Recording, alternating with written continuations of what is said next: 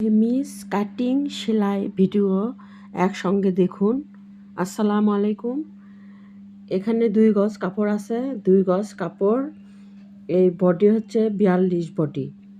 42 body দিয়ে আপনার 2 গজ কাপড় 36 ঝুল, আর সেলাই করে হবে আপনার 33-34 সেলাই দিতে হবে। তো 42 ঝুল দিয়ে দেখুন। আর এখানে এই সেমিজে ছোট্ট একটু হাতা হবে, পাতলা জামার জন্য ছোট হাতা করে দিব। আর নিচে জামা ঝুল যেরকম আছে তার চেয়ে আপনার 1.5 ইঞ্চি 2 ইঞ্চি ছোট নিতে হবে, কারণ এটার ওসার নিলাম আপনার 25 ইঞ্চি, সেলাই করে 23 হবে।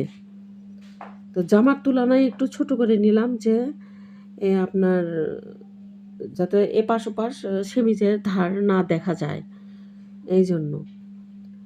তারপরে দেখুন, এই যে মানে জামা যেরকম বানায় ওই রকমই ওরা সব, কিন্তু আপনার সেলাইয়ে আপনারা দেখতে পারবেন যে আমি হচ্ছে যে গলাটা এই কাপড় দিয়েই মুড়িয়ে মুড়িয়ে সেলাই করব সেলাইয়ে যে। তারপরে এই যে ছোট হাতা, কারণ জামার নিচে থাকবে, তো ওই জন্য এটা সেমিজটাও হাতাটাও একটু ঢোলা ঢোলা নিলাম।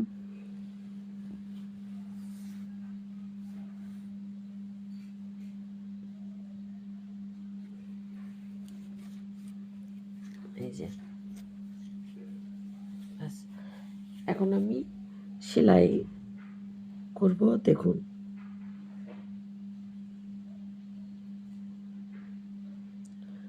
সেমিজ সেলাই করা,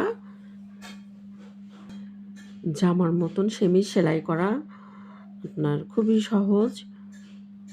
তো এইভাবে যেভাবে আমি হচ্ছে যে সেলাইটা করে নিলাম, এভাবে মাপ দিবেন যে 42 বডি এর মাপ এপাশ থেকে ওপাশ, আর কোমর 40, আর এখানে নিচের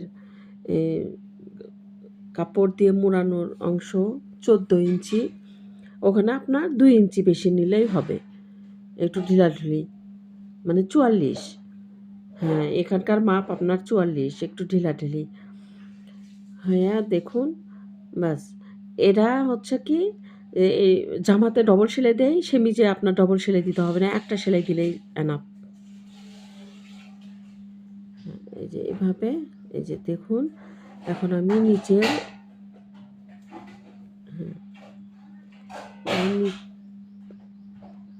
নিচের অংশ ভাঁজ দিয়ে সুন্দর করে সেলাই করে নিচ্ছি। দেখুন,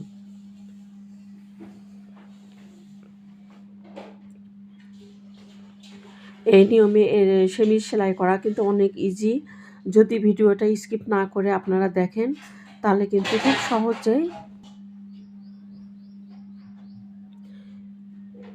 গলাটি এইভাবে চিকন করে আপনার এই যে এইভাবে ভাঁজ দিয়ে নিয়ে, সেমিজে সাধারণত এইভাবে ভাঁজ দিয়ে যদি আপনি সেলাই করে নেন, এটাই মনে হয় ভালো হয়।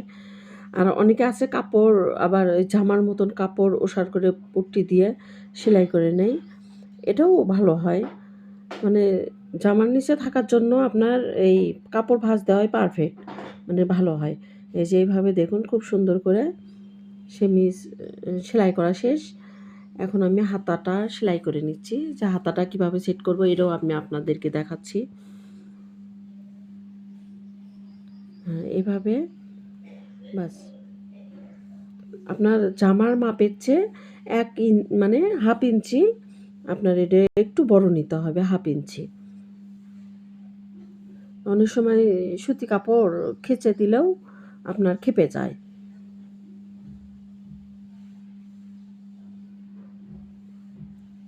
এভাবে দুইটা একসঙ্গে জয়েন করে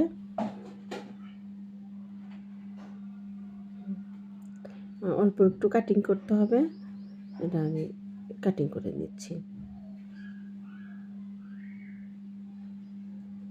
সেলাই করার পরে কিন্তু একটু আনা কম বেশি হয়, তখন একটু কাটিং করে নিলেই হয়। যে এখন আমি হাতা লাগাচ্ছি। দেখুন, হাতাটা লাগানো হয়ে গেলে সেমিজটা বানানো শেষ। আপনারা যারা নতুন তারা একবার দেখলেও আপনারা এই হাতা সেলাই করতে পারবেন। কিন্তু